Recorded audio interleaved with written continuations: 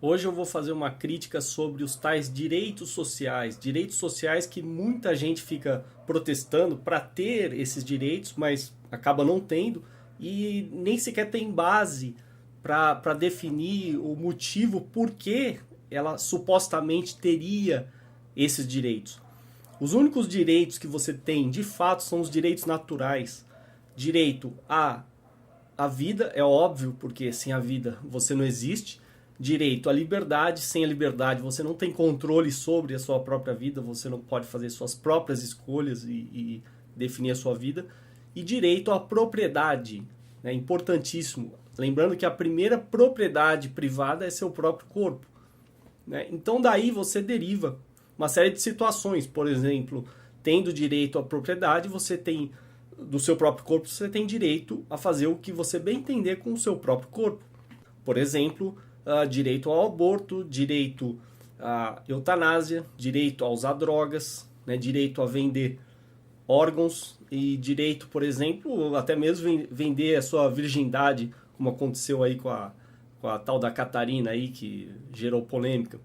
Tudo isso está dentro da categoria dos direitos à propriedade, a sua autopropriedade, né, em relação ao seu próprio corpo. Só que a gente não vive em um mundo assim, né, que seria muito mais simples e deixar claro que esses direitos, é óbvio, não vão ser aplicados somente a você, mas aos outros. Você também não pode interferir no direito à vida, à liberdade e à propriedade dos outros. E simples, bastaria isso para todo mundo viver pacificamente, né, de forma harmônica, sem conflito. Aí nós temos aqui a pérola da Constituição Federal. Né, direitos sociais, artigo 6º, são direitos sociais a educação. Bom, já começou mal, né?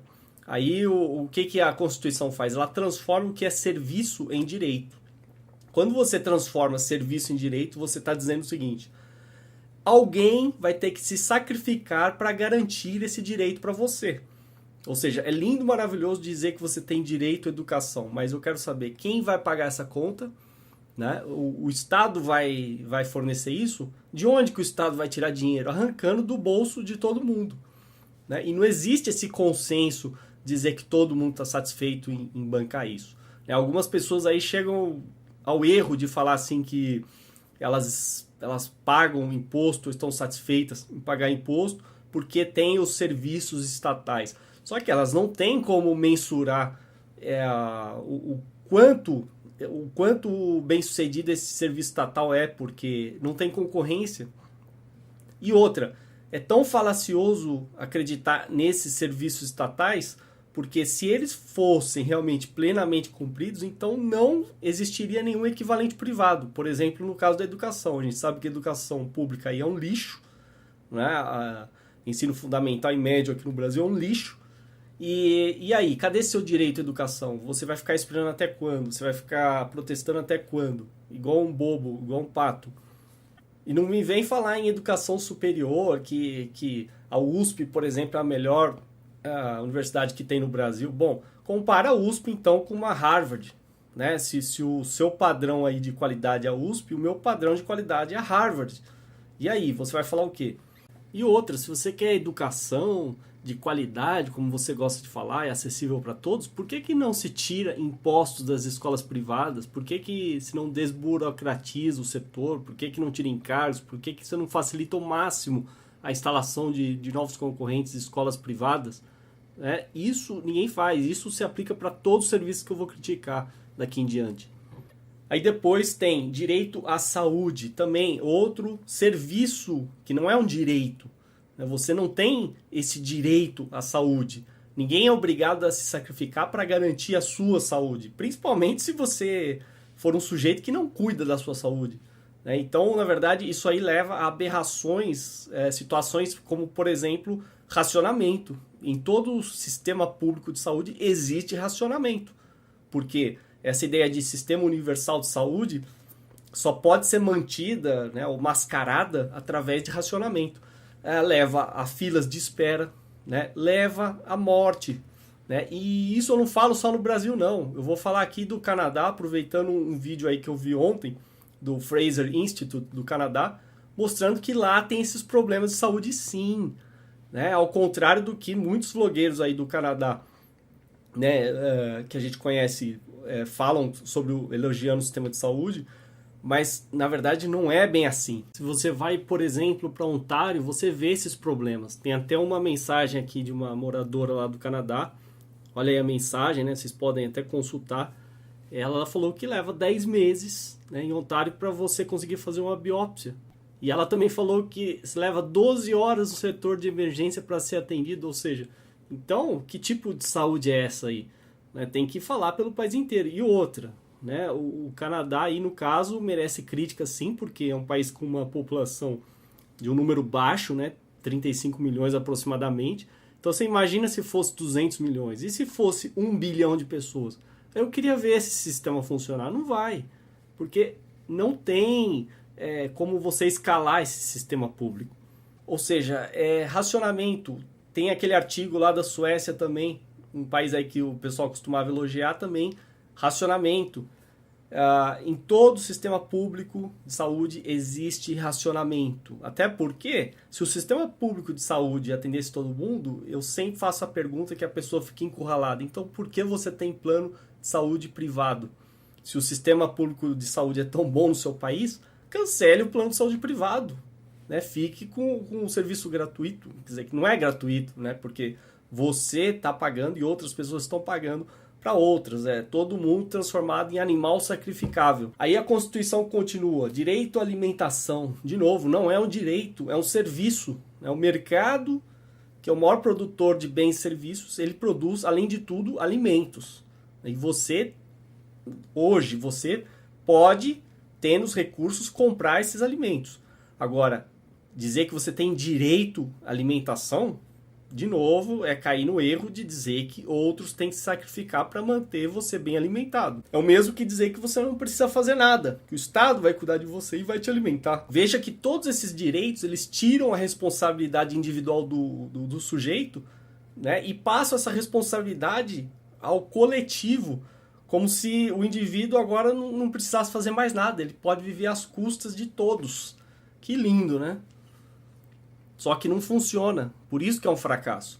E outra que se tem tanta gente preocupado com o suposto fictício direito à alimentação dos outros, né, principalmente dos pobres e desamparados e oprimidos, por que essas pessoas não se organizam, formam uma instituição, uma ONG, o que for, e arrecadam doações para alimentar essas pessoas? Simples. Se tem gente, por exemplo, passando fome na África, por que vocês não se organizam? Né, vocês, é uma atitude voluntária, ninguém os impede de fazer isso, arrecadem dinheiro, né, doem parte dos seus salários, façam uma doação mensal e doem aí para uma fundação, e aí? Por que não? Isso vocês não fazem, né? Então vocês preferem contar lá com a coerção estatal para roubar dinheiro de todo mundo, para supostamente fazer isso, e mesmo não fazendo, vocês continuam defendendo que o Estado tenha que garantir esse direito aí que não existe. Aí depois, outra piada, direito ao trabalho. Até parece, o mercado é que gera emprego, não é o Estado. O Estado gera através de mecanismos artificiais, né, como cargos públicos, enchendo a máquina. Mas isso eu nem considero emprego. A pessoa trabalhar com burocracia, o que um sujeito empregado no Estado produz? Não produz nada, produz burocracia, né? Os parlamentares produzem leis inúteis, regras estúpidas, que só atrapalham a vida de todos. E aí? O que eles estão produzindo de fato, né, que as pessoas vão consumir voluntariamente? Na verdade, você não tem escolha, você tem que aceitar o que o Estado cria aí de regrinhas, e isso é enfiado goela abaixo, e aí? E a Constituição também garante o direito à moradia, quer dizer, então todo mundo tem direito a ter sua casa? Pois é, olha aí a casa aí que a Constituição te garante, né? Um monte de favelas aí a perder de vista. Ou então, no caso aí do Minha Casa Minha Vida, olha que maravilha. Constrói mini cidade isolada no Paraná, quer dizer, no meio do nada. É pra lá que você vai morar, seu otário. Aí depois, outra coisa risível, a Constituição garante o direito ao lazer. Bom, já que aqui no YouTube tem muita gente que gosta de videogame, né? Que tal você protestar aí, entrar na justiça para ter direito ao lazer de jogar videogame? Que tal, né? Ah, não, aí os burocratas vão falar, não, você tem direito ao lazer, mas o lazer que o Estado decide te dar, né? É um parque lá, é um parque qualquer, uma praça imunda, cheia de lixo, esse é o direito ao lazer. Né? Um banquinho lá de praça, você ficar sentado, esse é o seu lazer. Né? E contente-se com isso. Aí outra piada, direito à segurança. Pois é, em São Paulo nem sequer a polícia consegue se proteger, quanto mais proteger as pessoas. Vocês acham mesmo que se todo mundo ligasse o 90 ao mesmo tempo, você acha que a polícia ia conseguir proteger? Isso aí é um dos principais erros de qualquer sistema que é centralizado. Não tem como ele atender todo mundo. É muito mais fácil você descentralizar a segurança. E vocês sabiam que o mercado de segurança ele emprega 5 vezes mais que a polícia? Por que vocês acham? Porque é mais eficiente. E a gente acaba tendo que investir em segurança. A gente usa portão, cadeado, câmera de segurança. Tem gente que tem carro blindado. O mercado tem uma série de soluções aí para segurança, inclusive até celular acaba sendo um dispositivo de segurança, porque ele te dá mais segurança, né? E vejam só, quando a polícia vai investigar um crime, ela pede imagens de câmeras de segurança privadas. Isso que é engraçado, né? Aí depois ela continua, Previdência Social. Bom, Previdência Social, se você está preocupado com Previdência, tem Previdência Privada, né? Então vá lá, contrate o seu plano de Previdência Privada e esteja feliz. Depois, proteção à maternidade e à infância, né? Também outra grande balela aí, né? O que a gente mais vê aí é criança na rua, criança abandonada, e cadê a tal proteção? Então o Estado nunca vai garantir nada disso. Assistência aos desamparados, como eu já falei, quem está preocupado com os desamparados, né, que use seus próprios recursos para cuidar deles. Você não pode obrigar alguém a cuidar de outra pessoa se ela não quer. Né? O seu direito mais fundamental é viver livre de coerção. E isso está implícito no direito à liberdade. Se você não tem liberdade de escolher o que você vai fazer com o seu próprio tempo, os seus próprios recursos, seu próprio dinheiro, então você já não tem liberdade. Bom, e depois no artigo 7º tem direitos dos trabalhadores, que é mais uma aberração. Eu nem vou ficar comentando porque é muita coisa, né? Então tem coisas idiotas como relação de emprego protegida contra despedida arbitrária. Isso aí já deixa a economia menos livre, né? Vai dificultar contratações, porque nenhum empregador vai querer contratar alguém que vai ter que engolir depois. Seguro-desemprego também, outra aberração. Se o cara quisesse algum seguro, né, ele deveria contratar um seguro privado.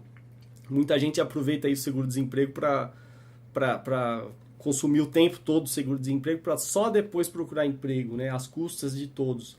Fundo de garantia do tempo de serviço, que é uma das coisas que mais reduz o seu salário aí, e ninguém pediu para ter um fundo de garantia. Também isso seria um serviço, se você quer, contrata uma alternativa privada. Salário mínimo, que é uma das piores aberrações que existe, né? Isso aí a gente já demonstrou claramente que é desempregante, né? Você pega aquelas pessoas que não têm qualificação para ganhar um salário mínimo, elas ficam desempregadas, porque quem é que vai pagar um salário mínimo para uma pessoa que não tem a qualificação correspondente para ganhar esse salário mínimo, né? E como já foi dito aí, se o salário mínimo fosse tão bom e tão fácil de determinar por lei, então por que não aumenta para 10 mil reais? O que vocês acham que ia acontecer? Aumenta para 10 mil reais, 20 mil reais e vai ter desemprego em massa no outro dia. Sem contar o fato também que muita gente paga acima do salário mínimo, ou seja, como já foi falado também, cadê o empresário malvado, né? Então, se todo empresário é malvado e vocês têm raiva do empresário, então por que ele não paga o mínimo? Né? Porque isso é lei de oferta e demanda. Né? Se ele quiser pagar um salário muito baixo, ele não vai ter empregados. E a concorrência que possivelmente paga mais vai captar esses empregados. Então ele é obrigado a aumentar o salário. É simples. Fora que é uma tremenda piada falar que o salário mínimo tem que ser capaz de atender as necessidades vitais básicas, né? E as de sua família também, hein? Com moradia, alimentação, educação, saúde, lazer, vestuário, higiene, transporte, previdência social, enfim. Então, olha o absurdo, quer dizer, eles querem definir como o mercado inteiro tem que pagar os seus empregados, né? E definir os requisitos mínimos aí que esse salário tem que atender. Isso aí destrói a economia inteira. Por isso é que o Brasil anda a passo de tartaruga. Aí depois tem piso salarial, também outra aberração, né?